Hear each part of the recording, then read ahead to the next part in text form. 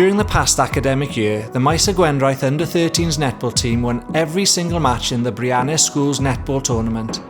The team's impressive form continued as they went on to become the IR's Welsh national champions. The girls were undefeated, winning every single game in their group, qualifying for the national competition. In the final, they continued their winning streak, beating Cardiff High with a massive 11-2 win to become national netball champions. The girls have been praised for their teamwork and outstanding achievements over the last year.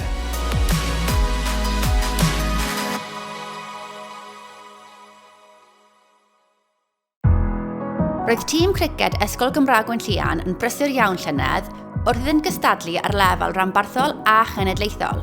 Does neb wedi llwyddo i guro'r tîm eleni wrth iddynt ennill rowndiau ardal a sirol cyn mynd ymlaen i ennill y twrnament criced cenedlaethol ysgolion a dod yn bengampwyr criced Cymru.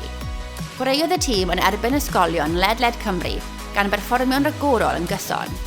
Cafodd swyddogion criced, gwylwyr a dyfarnwyr eu syfrdanu gan safon eu sgiliau dal a thaflu ac yn bwysicaf oll eu gwaith tîm.